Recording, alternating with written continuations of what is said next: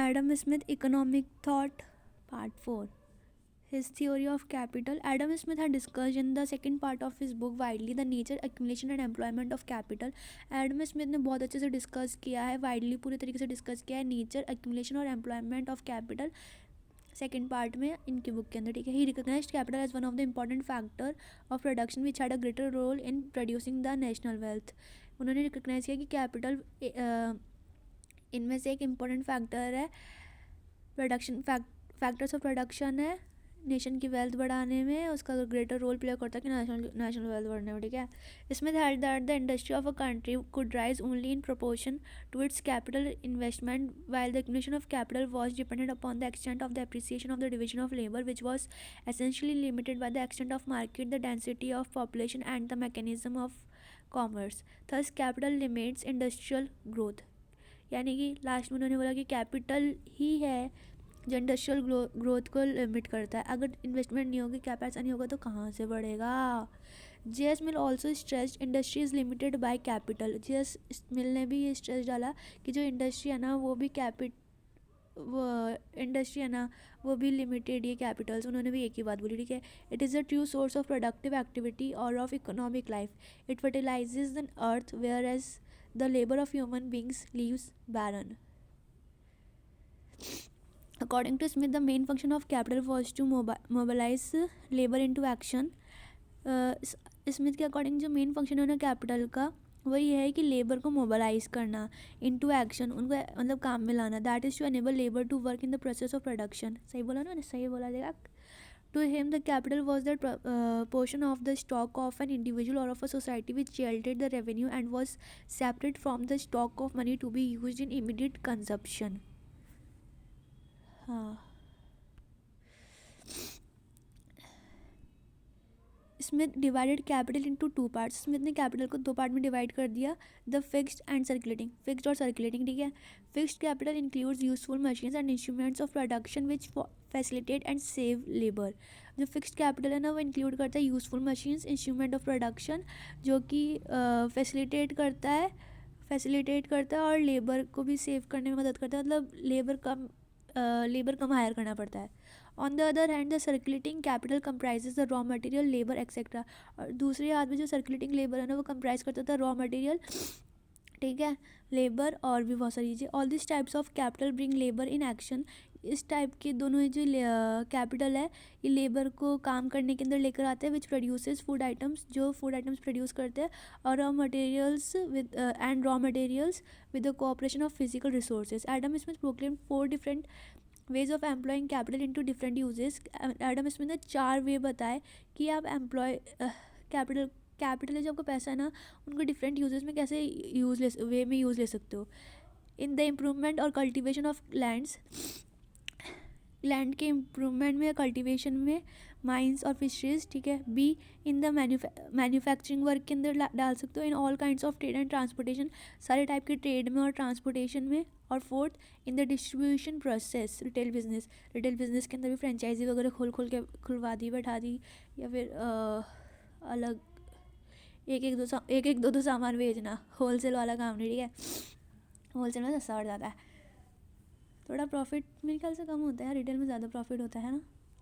अब स्मिथ की theory of value, third theory, I think so. Okay.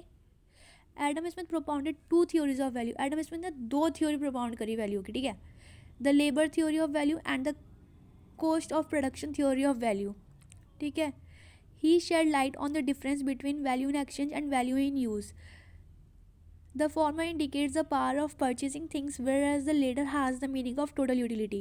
He stated that the commodity which had the greatest value in use had frequently little or no value in exchange, and on the other hand, that which had the greatest value in exchange had frequently little or no value in use. Further, Smith explained it with an example: nothing is more useful than water, but it will be scarce purchase anything.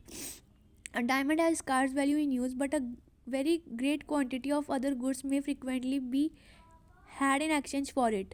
In his labor theory of value, Smith said that the value could be best measured by the quantity of labor which would determine the selling prices of the commodities in the market. Also he recognise labour as the real measure of the exchangeable value of all commodities. उन्होंने बोला कि जितना labour लगा है उस हिसाब से, मतलब उस हिसाब से आप कमोडिटी को बेचने का प्राइस निकाल सकते हो, ठीक है। फिर कहाँ गया, हाँ, इन although he recognized labor as a real measure of the exchangeable value of all commodities in practice, in his opinion, people motivated by the convenience and customs count the value of commodities in money. Thus, Adam Smith concluded, labor, therefore, it appears evidently is the only universal as well as the only accurate measure of value, or the only standard by which we can compare the values of different commodities at all times and at all places. In other words, the amount of labor involved in the process of product of a thing was the real measure of the exchangeable value. Later, his labor theory of value was picked up by Karl Marx, who developed his famous theory of surplus value. Smith's concept of natural price was essentially the cost of production theory of value. Later, he pointed out that the value of a commodity was to be determined by its cost of production, including payments incurred on the various means of production, land, labor, and capital. Thus, rent, wages, and interest were the three components which entered into the price of the commodities. तीन चीज़ें जो enter करती है, जो मतलब determine करती है commodity की price, rent, wage and interest. It is important here to note that the cost of production theory of value was not discussed by him in a comprehensive manner, but later economists up to Stanley Jevons gave due importance to the cost of production theory of value. अब उनकी theories of distribution उन्होंने 3 part में कर दी, ठीक है. Theory of rent, theory of wages और theory of profits and interest. 3 part में पढ़ेंगे इसको, क्योंकि डिस्ट्रीब्यूशन 3 पार्ट में होता है. रेंट भी दोगे आप, किराया दोगे जिस जगह पे आप काम कर रहे हो, लेबर को पैसा दोगे, ठीक है. और जब प्रॉफिट है और इंटरेस्ट है, पैसा लिया उस पर इंटरेस्ट देना पड़ता है ना, वो भी चीज़, ठीक है. अब theory of rent. Adam Smith regarded rent as merely an extortion. It was thus the part of the produce given by the farmers to landowners for the use of their land. In this regard, Smith observed the rent of land, therefore considered as the price paid for the use of land, is naturally a monopoly price. He could not clearly establish the relation between rent and price. वो relation establish नहीं कर पाए, हाँ, दोनों relation establish नहीं कर पाए rent में और प्राइस के अंदर. According to Hannay, Smith was inconsistent on this issue and his ideas were not well formed. At one place, he says that rent enters into the components of the price of a commodity, and at some other place, he did not accept this fact. ठीक है. हाने के according Smith ना जो inconsistent थे, उनको पता नहीं था कि ना उन्होंने फॉर्म ही नहीं किया था अपना ये आइडिया ढंग से. तो एक प्लेस पे तो कहते हैं कि हाँ भाई रेंट एंटर करता है, और कई प्लेस पे वो डिनाई कर जाता है. Theory of wages. Adam Smith could not present clearly his views on the theories of wages. In fact, he paid attention mainly to the 2 theories, namely the wages fund theory and the demand and supply theory of wages. In his wages fund theory, Smith stated the demand for those who live by wages, it is evident, cannot increase but in proportion to the increase of the funds which are destined for the payment of wages. He expressed his sympathetic attitude towards poor workers. Adam Smith said that since workers constituted the major portion of the society who fed, clothed and lodged others, they should be paid equitably. In brief, the wages fund theory reveals that there was a fund of wages and the demand of laborers was thus likely to be in proportion to the increase of the funds. Regarding the demand and supply theory of wages, Adam Smith stated that the wages of workers were based on the demand for and the supply of labor. Demand depended upon the wealth of the nation, while its supply was determined by the average price of provisions. He clearly said that in a stationary society, laborers multiplied beyond their employment, hence the wages fell, but in a developing economy, the wages went up. Further, demand increased in constructive and developmental work. Smith also discussed the inequality of wages in different parts of the world and further told that it was due to the variations in national income, population and cost of means of production. His wages fund theory later on gave support to J.S. Mill, who developed this concept properly. Theories of profit and interest. Adam Smith could not make clear distinction between profits and interest. Adam Smith इसके अंदर भी जैसे rent और veg के rent और profit के अंदर sorry sorry sorry sorry sorry rent और प्राइस के अंदर नहीं बता पाए थे, वैसे ही प्रॉफिट और इंटरेस्ट के बारे में नहीं बता पाए. ठीक है. Adam Smith could not make a clear distinction between profit and interest. Sometimes he called profits as a surplus. Sometimes उन्होंने बोला कि हाँ भाई प्रॉफिट एंड सरप्लस है, अपने पास बच गया आराम से, ठीक है. But generally it was a interest on capital. He clearly pointed out that profits like wages depended upon the variations in the state of wealth in a country. It was the competition which was essentially responsible for reducing the amount of profits.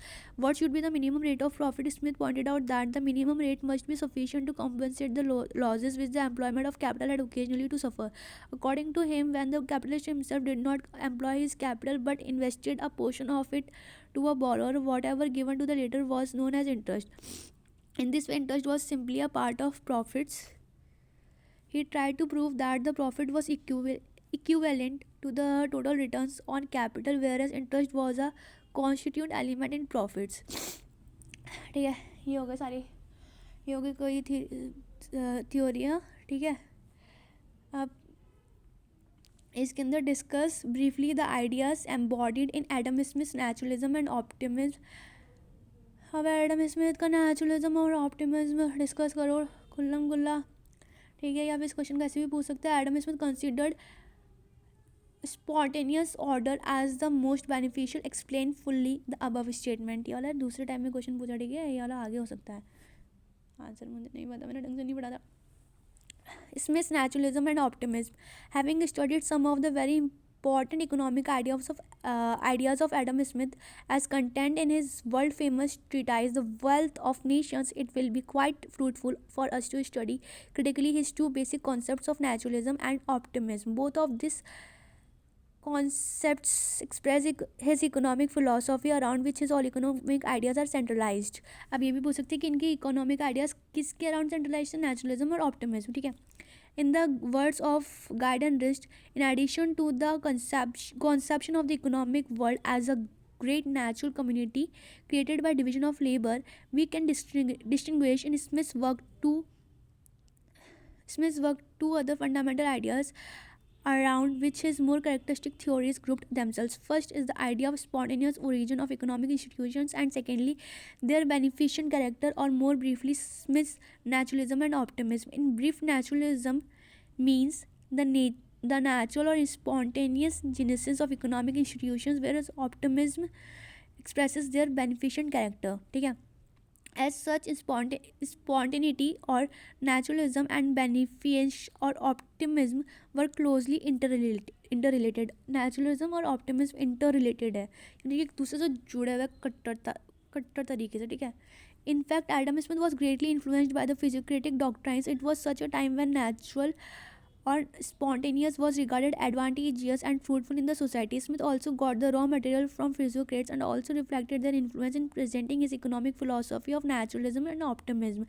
In this concept, he wanted to prove that all economic institutions created by human beings such as division of labor, money, capital, etc., were born spontaneously. These institutions did not come into existence under any plan, but man felt need under a natural process of evolution, and he thus established various economic institutions.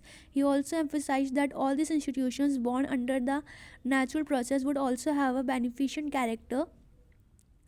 Guide and Rist critically commented it was a great mistake on the part of Adam Smith and others. It was a great confusion of ideas because the scientific description of the origin of economic institutions and the measurement of their beneficent characters from the point of view of general interest were two equally important but different things. Modern economists generally approve his concept of naturalism, but majority of them disapprove his idea of optimism.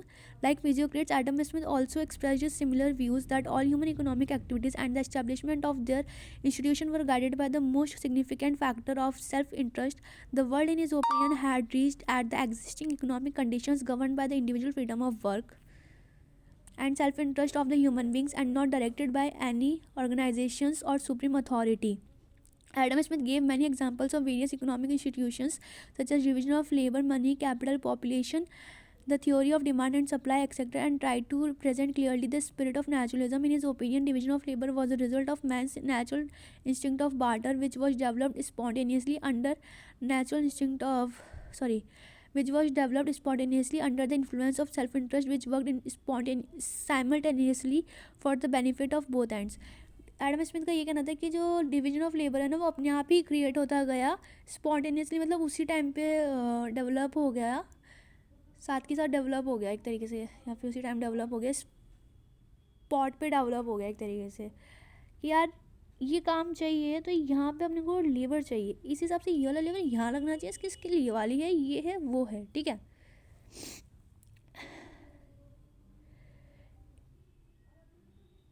In the same way, money and capital motivated by the self-interest of the people came into existence. According to Smith, capital was a real source of economic life.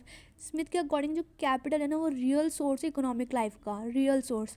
The accumulation of capital was not due to any foresightedness of the masses, but was due to the self-motivated desire of improving their economic conditions. And it is with this view that they were motivated spontaneously to raise their savings and employ them in productive uses. Similarly, the law of demand and supply was the best example as presented by Smith to illustrate the spontaneous genesis of all economic institutions. Since naturalism and optimism were inseparable, Smith felt that any economic institutions directed by self-motivation or self-interest should not only be good to an individual but also be equally good to the nation in respect of raising its wealth and prosperity. Smith has thus tried to prove that these spontaneous institutions must also be beneficent in character. The most of the theories of Adam Smith are based on his famous two concepts of naturalism and optimism. ठीक है.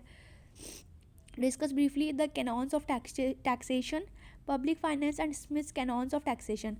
Adam Smith had also discussed some of the aspects of public finance in his famous treatise Wealth of Nations. Generally, public revenue was essential for meeting out the liabilities of the state, defense, welfare, etc. अब tax ज़रूरी होता ही है state के defence के लिए, public welfare के लिए, ठीक है. So Smith advise the state to collect the public revenue from two important sources. तो स्मिथ ने एडवाइस किया कि स्टेट को कि आप इन दो इम्पॉर्टेंट सोर्सेज से रेवेन्यू, पब्लिक रेवेन्यू कलेक्ट करो. Funds, land and capital. Second, taxes. In order to guide the revenue authorities, he has presented the following four canons of taxation, which have been absorbed by the later economists in their theories of taxation without any major change. Canons यानी कि way, ठीक है, मुझे भी अब जाकर समझाओ. Canons of ability. The subjects of every state ought to contribute towards the support of the government and as nearly as possible in proportion to their respective abilities. It may also be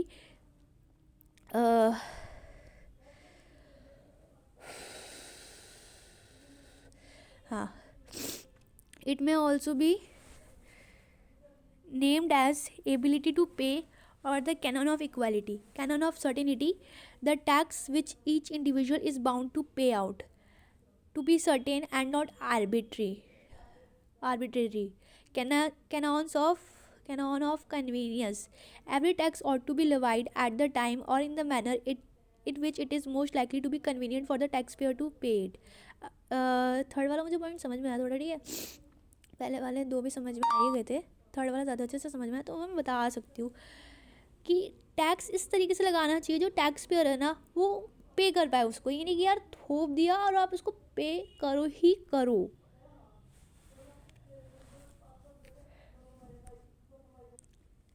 Canon of economy. Fourth, every tax ought to be so contrived as both to take out and to keep out of the pockets of the people as little as possible over and above what it brings into the public treasury of the state. It means that the cost of realization of taxes should be as little as possible. इसका मतलब ये कि जो tax की coast का realisation है ना वो कम से कम होना चाहिए, पॉसिबल ये होना चाहिए कम हो, ठीक है. Like physiocrats, Smith also considered rent as the most suitable source of taxation, though he felt that a land tax might be opposite to his canon of ability. फिजियोक्रेट्स की तरह ही स्मिथ ने बोला कि यार रेंट सबसे सूटेबल वे है tax पे करने का, लेकिन उनको ये फील हुआ कि कैनन ऑफ एबिलिटी मतलब एबिलिटी के अपोजिट हो जाएगा लैंड का टैक्स पे करना. एबिलिटी इतना टैक्स पे करने की है, लेकिन लैंड के अकॉर्डिंग आप भी तो पे करोगे, सामने वाले को लैंड हो तो पे करेगा ना, कैसे हो सकता है फिर? ठीक है।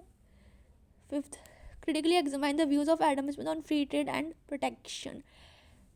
अब एग्जामाइन करो एडम स्मिथ के व्यू क्रिटिकली कि क्या थे फ्री ट्रेड पे और प्रोटेक्शन पे। Right a short note on Adam Smith's doctrine of Smith's view. Adam Smith was a strong supporter of free trade. Adam Smith बहुत अच्छे खासे सपोर्टर थे फ्री ट्रेड के. In this respect, like physiocrats, he advocated the doctrine of laissez-faire.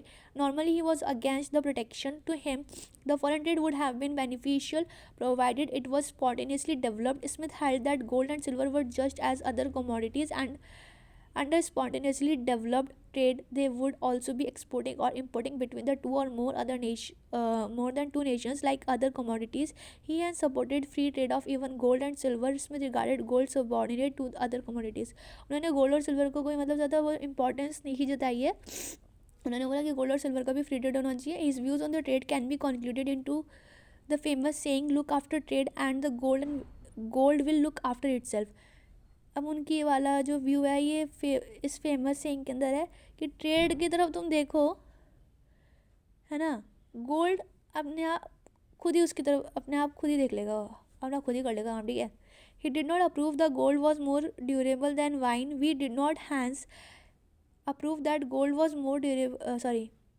We did not hence collect hardware to the incredible multiplication of the pots and pans of the country. Thus he advised that there should be a limit for the quantity of gold and silver which a country could profitably hold.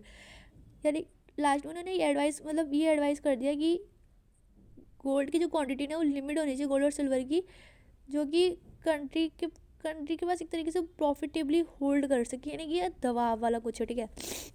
Adam Smith criticise the balance of trade theory of mercantilist. Adam Smith ने जो balance of trade theory mercantilist की उसको criticise किया है. Did not accept their view that the foreign trade was beneficial. उन्होंने accept नहीं किया है कि फॉरेन ट्रेड बेनिफिशियल है as it brought precious metals in the country. मतलब उन्होंने एक्सेप्ट नहीं किया कि हाँ भाई लाते हो तो यार बेनिफिशियल कैसे हो सकता है कंट्री के अंदर. To him the foreign trade was merely a media to carry out surplus commodities.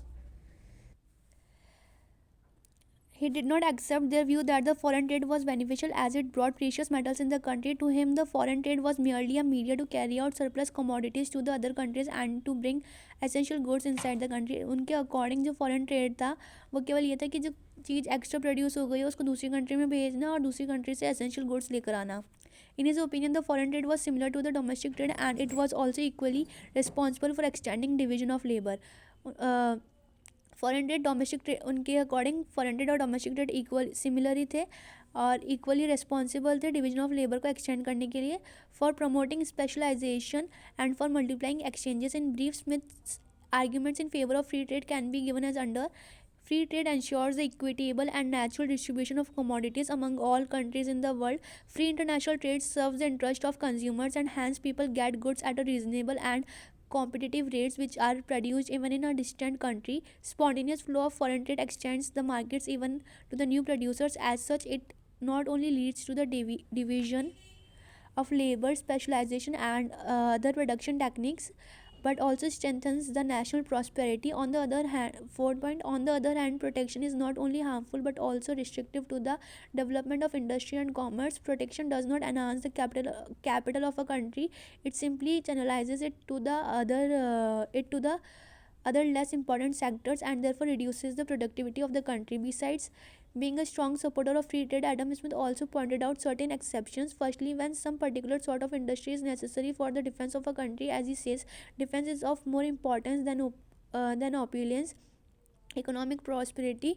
Secondly, in case a tax in the form of excise duty has already been imposed, the importer country should also impose an import duty on that commodity. Thirdly, taxes may be imposed without any policy of retaliation.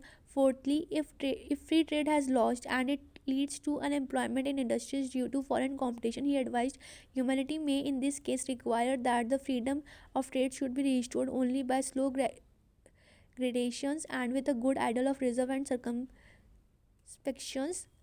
ये हो गया. अब six, give a critical evaluation of Smithian doctrines and determine its place his place in the history of economic thought. Smithian doctrines, Wealth of Nation, a disorderly book. No doubt Adam Smith has contributed some of his important doctrines. He could not escape criticism. Some of the critics feel that Adam Smith has told the same thing whatever has actually been told by the early economic thinkers, physiocrats David Hume and others, and there is nothing new in his doctrines. Alexander Gray said it appears to be disorderly book in which the sequence of thought is successfully concealed behind lengthy digressions. J.B. Say called it a vast chaos. Division of labor was an old concept. The concept is as old as Plato and Xenophon. So his concept of division of labor has in no way given anything new to the development of political economy. His arguments pertaining to wages do not appear to draw any definite conclusion. Smith's explanations regarding variations in the rate of wages in different employments are only centralized in wage differences in those industries in which labor has an easy mobility. Money Smith was against the mercantilist concept of money in which they consider it as wealth. This loud criticism looks like being a little bit flimsy and light. Among the criticisms raised against Adam Smith are given as under: in The Wealth of Nations, Adam Smith looks like being a materialist. The idealism is rather absent in his doctrines. His concept of wealth is extremely narrow. Second point, Adam Smith also suffers from excessive individualism. His hypothesis of economic man, whom he has created with great zeal and enthusiasm, is an unreal and imaginary utopian. His economic his economies appears to be a mixture of individualism and socialism. On the whole, he had adopted the individual point of view.